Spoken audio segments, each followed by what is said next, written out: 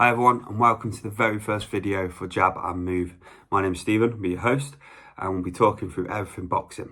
Anything from the blue ribbon division, the heavyweights, further down to the cruiserweights, light heavyweights, all the good ones we want to see, and all the British fights that we want to watch. So this is my first video, and like I say, very quickly, the first thing I want to say is thank you very much for watching this. Like I said, I want to grow this, I want to build this to the #1 boxing channel we can have, and have all the good questions, all the good input, and all the thoughts of you guys on what you think about what's coming forward, the fighters we discuss, and their paths moving forward, what's happened in previous fights, and what is going to go on next. So, very quickly, there was a big fight just gone on over the weekend. Chris Smith versus Gilberto Ramirez for the WBO and WBA Cruiserweight Championship. It was the first time since David Haye that a British fighter had the chance to unify a division of the Cruiserweight weight. And I've got to admit, I generally thought he was going to take it. I thought Chris Smith was in prime position to win that and then go for the undisputed Jaya Pataya. Unfortunately, it did not happen, and I was absolutely gutted. I think he's a great fighter. First of all, absolute gentleman, and the way he comes across in fights, he doesn't get mixed up with all the noise, with all the anger, with all the showboating and stuff, which, don't get me wrong, I love that as well. But what he does do is he brings his personality into it, and he brings that gentlemanly, a good guy attitude towards fighting, and it's something that I'm a big fan of, and I'm a big fan of his. I generally didn't think he'd get this far when he first started out. I really did think after he lost to Riakporhe, obviously early on, I thought maybe it'd be the other way around. We'll be seeing Riakporhe at this point now fighting for the unification, going on to undisputed, and Bill Smith at maybe the British European level, and then seeing where he goes from there. But he's turned it around, and like I said, that fight on Saturday was just, I was praying for him to win. I was willing for him to win. Unfortunately, didn't quite get it. First round was phenomenal. He came up, he suffocated Ramirez, he jumped on him, he gave him every bit that he had, and he showed who was in charge in that first round.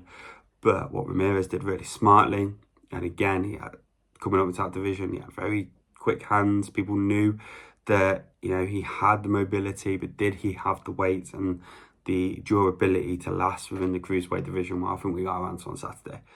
Again, phenomenally quick hands, playing the game. Every time Chris Smith tried to close that gap, Ramirez would just sort of either come in, but dodge to the left, to the right, just making that room, or he'd push him away a little bit, get that space, work with the space, and get those jabs in, keep him on the jab, keep him on the hooks. Honestly, the amount of left and right hooks from just a short distance that he did, and the power he could generate was phenomenal.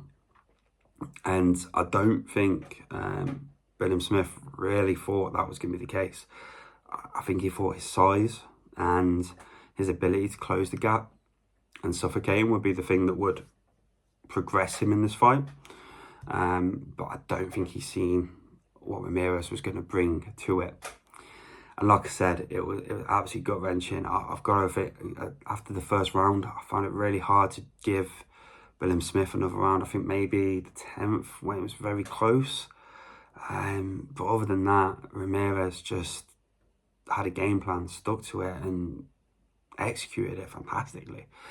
Obviously, Bill Smith's route now, it was going to be Ramirez, then Jaya Pataya. I think now we're looking at maybe another British fighter. There's been question marks again about potentially a rematch with Riakporhe. And again, I like Riakporhe. I was surprised by their fight, because I really thought when they fought that Richard would be the one that comes out on top. I thought just the knockout power in general would be the thing that would elevate him in that fight and take him away, and in the end become the winner and become the victor of that bout. But again, a career-defining, what I thought was career-defining fight for Bill Smith, closing that fight like he did very much with Ramirez in that first round. He suffocated him, never gave him a second and Riakporhe just could not retaliate or bring anything back into that fight. But like I say, sidetracking there, going on to Ramirez and Billam Smith. It was a phenomenal fight. I absolutely left it all on the ring, and unfortunately it just wasn't good enough for Billam Smith. Do I think he comes back again? Yes. Do I think he wins another world title? Yes, but I think the unification, the undisputed between Ramirez and Jayapataya needs to happen now. I think in that time, Billam Smith needs another fight. And then once they've had that undisputed, no doubt the bouts most likely will scatter. And when they scatter, that'll be his point again, pick it up again. He's very high in the rankings. Maybe, again, it might be a rematch between Richard Riakporhe and him for a world title. Just don't know. It depends on how it all works with the bodies and all the, you know, floating around the bouts do once an undisputed's done. But again, it was a great fight. I willed him on every round, and unfortunately, he just didn't quite make it. But I'm sure he'll come back again. But again, for Ramirez, we've got to talk about the victor coming up, making a statement. He's definitely put himself in the conversation now, and he's got himself, I believe, if he wants it, that fight for Jayapataya. Do I think he wins that right now? I think no. I think Apataya is the standout of the division. He's called out USYK over the last 24 hours, but obviously he's got his own things to worry about and move on to. So it's going to be really interesting what happens next with those two. Again, I'm interested to see what Ramirez does, because he surprised me. I knew he'd be quite fast, but he definitely surprised me with the technical ability and the way he lasted the 12 rounds. Be a handful for anyone. But obviously, Billam Smith, British fighter, I want him to do well, and I'll be definitely watching out what he does next. So yeah, that was the fight of the weekend for me personally that caught my eye, and something I was hugely anticipating to be a success on the British shores, and unfortunately didn't quite happen. But what I will say is that we've got a lot of fighting coming up, got a lot of big fights to happen next. The big one, obviously, we're working up to is the USYK Fury 2. That first fight caught a lot of people off guard. They did not see USYK winning that, and even, I believe, quite convincingly in that first fight. Taking that to the next level is going to be interesting, and will he be able to go to the next step? Like, for example, Fury did with Wilder, where Fury in the first fight, he danced around, he outboxed him, he outsmarted him. And in that second fight, you've seen a completely different Fury. He came out, smacked him in the second round, and he annihilated him. So does USYK go that route? Or does he play the same game as what he's done with Joshua and Joshua 2, where he suffocates, he tires them out, he makes them second guess everything they're doing? And that's his absolute strength. He's just unbelievable. But people need to remember that he's got knockout power of absolute proportion. And like I said, he showed in that 9th round in the first fight, he can take a big guy down and he can make it happen. So that's going to be an interesting one. Again, there's lots of fights coming up. There's lots of things that I want to do. One thing I look forward to doing is obviously seeing different fighters, having a look at them, having a look at their journeys, seeing what's coming next. Obviously, Daniel Dubois now beating Joshua is a huge win, and that shakes up the division again.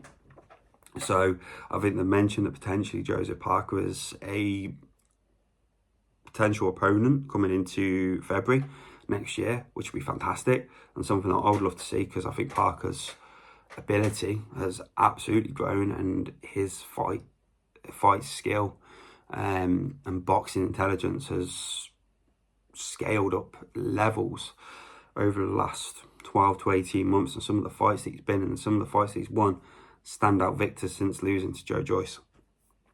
So yeah, it's a very quick sort of summary of my thoughts on the Billam Smith Ramirez fight, and just a little bit about what we're going to do moving forward. Like I said, Jab and Move will be your home. It will be for every boxing fan that wants to come and enjoy the talk, the conversation, going through what we can do with boxing. Obviously, what fights are coming up, what fights we want to happen, because especially now the fights are being made, we've got a lot of possibilities coming up. So I look forward to hearing your thoughts, having your conversations, what you thought about Billam Smith, and Did it surprise you? 'Cause it surprised me. I really thought he was going to go out there and claim that unification. So yeah, please feel free, have a leave the comments, let's have conversations, let's chat, and let's see what else we can talk about. Please give me your ideas of what you want to talk about moving forward, because I want this to be a channel about you guys, and I want it to be about the sport that we all love and we enjoy, which is boxing. So from your host, have a lovely evening, enjoy the rest of your day, and don't forget to like, comment and subscribe. Take care. Bye.